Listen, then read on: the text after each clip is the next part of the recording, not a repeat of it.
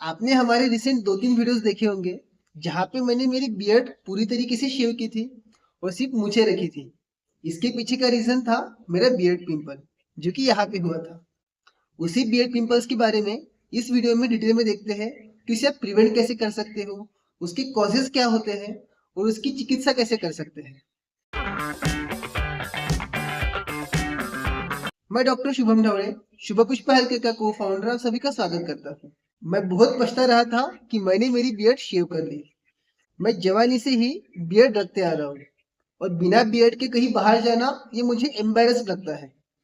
ठीक है, ये मेरी पर्सनल चॉइस है कि बियर्ड रखनी है नहीं रखनी है, पर इस बार मुझे बियर्ड काटनी पड़ी मेरे बियर्ड पिंपल की वजह से, जो कि बहुत खराब चीज है। इस बियर्ड पिंपल्स को हम रोक कैसे सकते हैं? तो सबसे पहले आपकी बियर्ड की हाइजीन।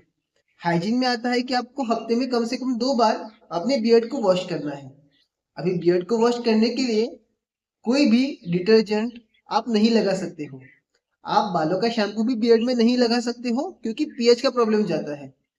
आप फेस वॉश या फेस पैक जो लगाते हो उससे आपके बियर्ड को आप वॉश नहीं कर सकते हो क्योंकि यहाँ पे जो प्रॉब्लम जाता है आपके बियर्ड का जो मॉइस्चर कंटेंट है उसको कम करने का।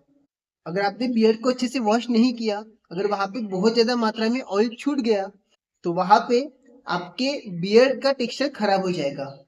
तो इस वजह से आपको प्रॉपर बियर्ड वॉश यूज करना चाहिए। मैंने हमारा बनाया हुआ बियर्ड वॉश यूज नहीं किया क्योंकि उसकी टेस्टिंग शुरू है। अभी भी कुछ लोगों को उसके सैंपल दे रहे हैं। अभी भी हमारी मार्केट स्टडी शुरू है क्योंकि हमें उसे लॉन्च करना है। और लोगों को देते देते मेरे खुद के पास ही बियर्ड वॉश नहीं बचा और जिस वजह से मैं मेरी बियर्ड को क्लीन नहीं कर पाया और उसका नतीजा था मुझे बियर्ड पिंपल होना। बियर्ड पिंपल होने का कारण क्या है? तो बियर्ड की हाइजीन प्रॉपर मेंटेन ना कर पाना, यही सबसे बड़ा कॉज है बियर्ड पिंपल्स होने का। ऑफ कोर्स कोई भी जब पिंपल्स होता है या कोई भी इन्फ्लेमेशन होता है या कहीं भी पस का फॉर्मेशन होता है तो वहां पे इन्फेक्शन बहुत बड़ा काम करता है।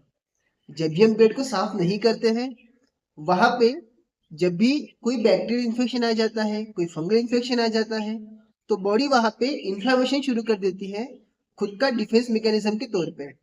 और उसी डिफेंस मैकेनिज्म के चलते वहां पे पस उत्पत्ति होना शुरू हो जाती है क्योंकि वहां पे बहुत सारी व्हाइट ब्लड सेल्स इकट्ठा होके दुश्मनों को मारना शुरू कर देते हैं। यहाँ पे दुश्मन मतलब जो भी बैक्टीरिया या फंगस आपकी स्किन के ऊपर ग्रो हो रहे हैं वो।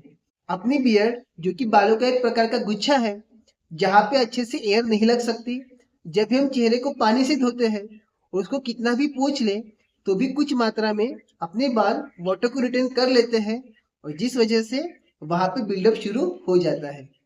तो यही है बियर्ड पिंपल्स के कॉजेस। अब बात करते हैं कि बियर्ड पिंपल्स को हम क्योर कैसे करें या उसे ठीक कैसे किया जाए।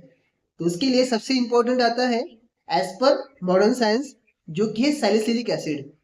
आप 2 से 4 दिनों तक वहां पे सैलिसिलिक एसिड लगा लो, आपका पिंपल लो डाउन हो जाएगा, मतलब वो सप्रेस हो जाएगा और आपकी बियर्ड नॉर्मल हो जाएगी।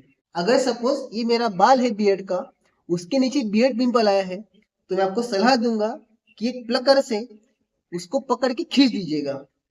क्योंकि जब पिंपल के ऊपर कोई बाल आ गया है, आपने उसको उखाड़ दिया तो वहां पे हॉलोनेस बन गया है और वहां पे इन्फ्लामेशन कुछ पल के लिए बढ़ जाएगा।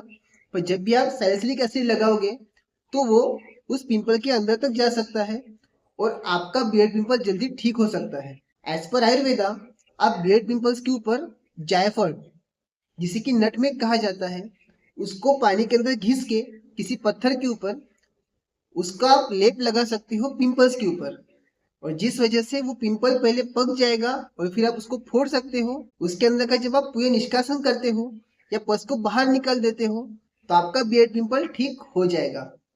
अब बात करते कि मैं तो आपको सलाह दे रहा हूँ कि आप ये कर सकते हैं वो कर सकते हैं, पर मैंने तो मेरी बियर्ड शेव कर ली।